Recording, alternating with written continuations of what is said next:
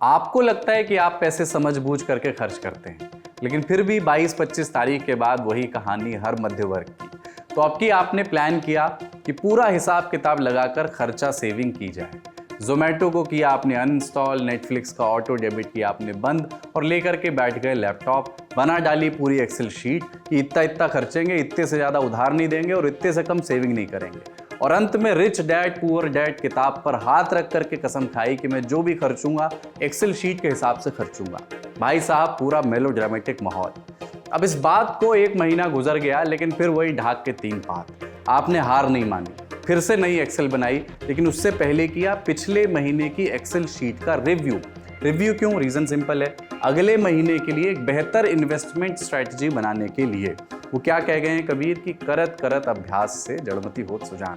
ऐसा ही कुछ भारत सरकार भी करती है। एनालॉजी बैठाएं तो जैसे आपके एक्सेल शीट बनाई वो ठहरा बजट, जो एक्सेल शीट आपने बनाई। हालांकि आप बजट तो बनाते हैं हर महीने का, सरकार बजट लाती है हर साल, और जो अपने पुराने महीने की अपनी फाइनेंशियल परफॉर्मेंस का रिव्यू आपने किया, वही अगर सरकार वही काम करे तो वो कहलाएगा इकोनॉमिक सर्वे। इकोनॉमिक सर्वे की एनालॉजी बहुत ही एंट्री लेवल है, बहुत ही बेसिक है, और इकोनॉमिक सर्वे को समझना इतना भी आसान नहीं जितना अभी हमने बताया। चलिए इसे आपके लिए आज आसान कर देते हैं। नमस्ते, मैं हूं कुलदीप और आप देख रहे हैं जटिल टॉपिक्स को सरल तरीके से समझने वाली हमारी रोजाना की सीरीज आसान भाषा में, जिसमें आज समझेंगे कि इकोनॉमिक सर्वे क्या होता है, इकोनॉमिक सर्वे क्यों किया जाता है, ये सर्वे बजट से पहले ही क्यों रिलीज होता है, और इस बार के इकोनॉमिक सर्वे में सरकार ने क्या बताया, उसके बुलेट पॉइंट्स क्या हैं।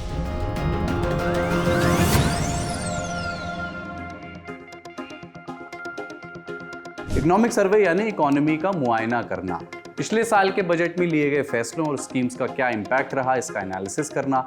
यह survey report chief economic adviser के नेतृत्व में बनती है। चीफ इकोनॉमिक एडवाइजर भारत सरकार के आर्थिक सलाहकार होते हैं। फाइनेंस मिनिस्टर इकोनॉमिक सर्वे संसद में पेश करते हैं। इसमें पिछले साल की ओवरऑल फाइनेंशियल परफॉर्मेंस और आर्थिक चुनौतियों की बात होती है, और उसके जरिए भारत सरकार की आर्थिक स्थिति को एक बड़े पर्दे पर बताने की कोशिश की जाती है। इकोनॉमिक सर्वे में क्या क्या बताया जाता है, उसको 2 उदाहरणों से समझते हैं। पहला उदाहरण, बीते कुछ सालों में कोविड और रूस यूक्रेन युद्ध ने बड़े आर्थिक संकट खड़े किए हैं दुनिया भर में, और उस दौरान पब्लिश हुए इकोनॉमिक सर्वे में इन स्थितियों के कारण उभरे चैलेंजेस पर विस्तार से बात हुई है। दुनिया के मुकाबले भारत कहां स्टैंड करता है, यानी एक कंपैरेटिव एनालिसिस उसमें हुआ है। इकोनॉमिक सर्वे में इस पर भी बात होती है, मसलन दुनिया की बड़ी अर्थव्यवस्थाओं की तुलना में भारत की ग्रोथ रेट कैसी थी, अगर अच्छा था तो उसकी वजह क्या थी, ये सब इस तरह की चीजें।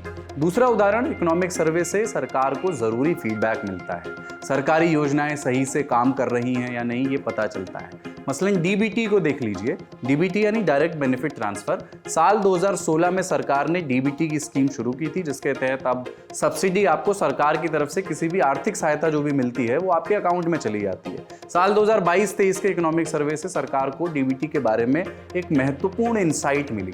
पिछले साल यानी 2022-23 के इकोनॉमिक सर्वे में जब डीबीटी का रिव्यू किया गया तो पता चला कि इसी स्कीम से 2 लाख करोड़ रुपए के भ्रष्टाचार पर लगाम लगी है। कैसे? डीबीटी के चलते 9 करोड़ से ज्यादा ऐसे फेक अकाउंट सिस्टम से हटाए गए जो सरकारी स्कीम्स के लिए एलिजिबल नहीं थे।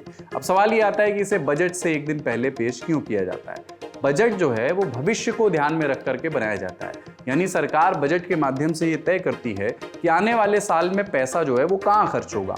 इकोनॉमिक सर्वे बीते हुए साल के हालात को बयान करता है। आपको बता दें कि साल 1950 में पहला इकोनॉमिक सर्वे रिलीज हुआ था। 1950 से 1964 तक सर्वे बजट के साथ ही पेश होता था, लेकिन 1964 के बाद से ये बजट से 1 दिन पहले रिलीज होने लगा, ताकि बजट के दिन इकोनॉमिक सर्वे के आंकड़ों पर संसद में बहस हो। 2023-24 में इकोनॉमिक सर्वे में खास क्या है जो इस बार वाला सर्वे है, इसकी चर्चा हमने अपने दूसरे शो खर्चा पानी में की है, लिंक आपको डिस्क्रिप्शन बॉक्स में मिल जाएगा। फिलहाल आपको इस इकोनॉमिक सर्वे के कुछ महत्वपूर्ण पहलू के बारे में बताते हैं जिसकी चर्चा अक्सर छूट जाती है। इकोनॉमिक सर्वे में जिन आंकड़ों का इस्तेमाल होता है वो सरकार द्वारा जारी किए हुए होते हैं। इन पर बात करते हुए ये ध्यान दिया जाना चाहिए कि दूसरे सोर्सेस के आंकड़ों और सरकारी आंकड़ों में कितना अंतर होता है। उदाहरणों की रवायत कायम रखते हुए 2 और उदाहरण उठाते हैं। 2023-24 के इकोनॉमिक सर्वे में 2 सब्जेक्ट्स की बात हुई है। पहला है बेरोजगारी और दूसरा है प्रधानमंत्री कौशल विकास योजना। एक एक करके दोनों को समझते हैं। बेरोजगारी, भारत सरकार के सांख्यिकी और कार्यक्रम कार्यान्वयन मंत्रालय द्वारा पीरियोडिक लेबर फोर्स सर्वे किया जाता है, ये आपने सुना होगा पहले। यही आंकड़ा इकोनॉमिक सर्वे में भी इस्तेमाल होता है और इसी से पता चलता है कि भारत में बेरोजगारी की दर इस वक्त क्या है? इस बार के इकोनॉमिक सर्वे के मुताबिक भारत में साल 2022-23 में लेबर फोर्स पार्टिसिपेशन 57.4% था।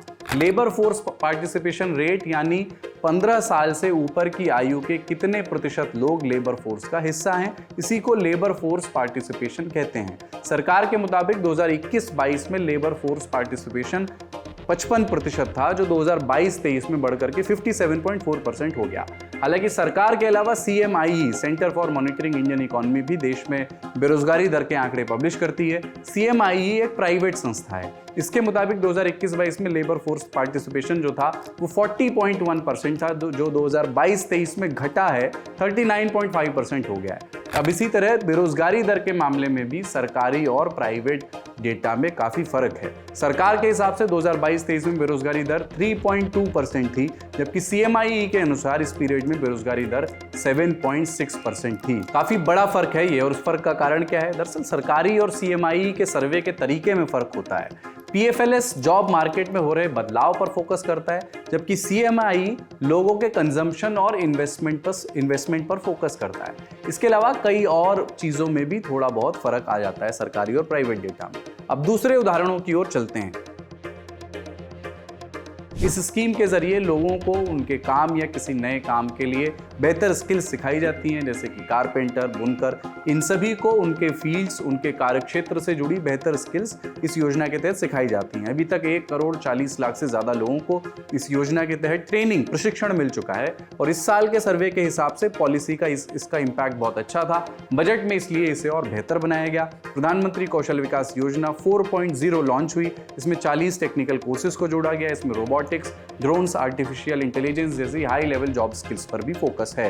ये इकोनॉमिक सर्वे के आंकड़े हैं। हालांकि जैसा पहले बताया, सरकारी और दूसरे सोर्सेज के आंकड़ों में अंतर दिखता है। WHEE WHEE नाम की एक संस्था है। ये भारत सरकार के all India council for technical education और CII यानी कॉन्फेडरेशन ऑफ इंडियन इंडस्ट्रीज के साथ मिलकर के एक सालाना रिपोर्ट बनाती है।